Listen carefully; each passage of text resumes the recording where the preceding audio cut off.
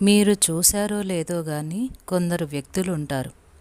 వాళ్ళ జీవితాల్లో ఎప్పుడూ సంభవించిన గొప్ప విపత్తు మూలంగా వాళ్ళు ప్రార్థనా వీరులుగా మారుతారు. కొంతకాలానికి ఆ విపత్తునైతే మర్చిపోతారు కానీ దేవునితో ఆ తీయని స్నేహం మాత్రం కొనసాగుతూ వాళ్ళ హృదయాల్ని ఆహ్లాదపరుస్తూ ఉంటుంది.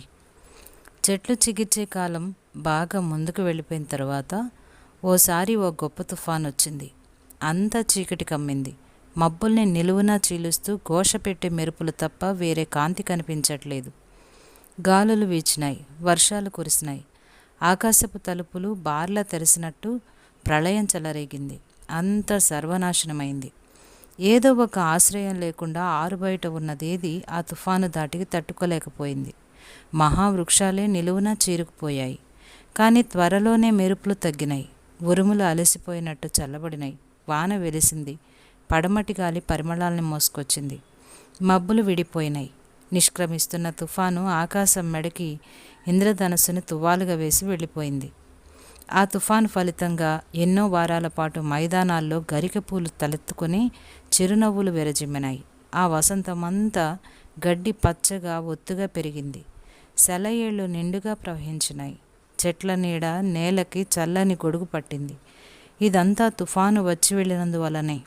ప్రకృతి అంతా ఆ తుఫాన్ని, వర్షాన్ని, ఇంద్రధనుస్సుని ఎప్పుడూ మర్చిపోయింది. వాగ్దానం చేసిన దేశానికి వెళ్ళటానికి దేవుడు మనకి సులువైన ప్రయాణాన్ని ఇవ్వకపోవచ్చు, కానీ ఆ ప్రయాణం క్షేమకరంగా మాత్రం ఉంటుంది.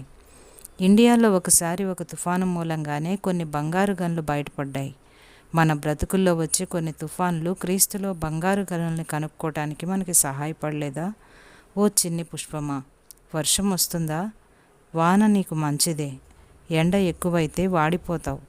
మేఘాలు గర్జించినా వాటి వెనకే మెరుస్తుంది అందాల నీలగగన మండలం. ఓ లేత హృదయమా, అలసిపోయావా? బాధ నీకు క్షేమమే. బాధల్లోనే సుగుణాలు అలవడతాయి.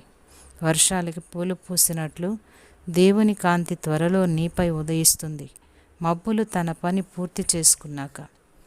1 కొరింథీ పత్రిక 1వ అధ్యాయం 5వ వచనం. ఆయన యందు వారు ప్రతి విషయంలోనూ, అనగా సమస్త ఉపదేశంలోనూ సమస్త జ్ఞానములోనూ ఐశ్వర్యవంతులైతిరి.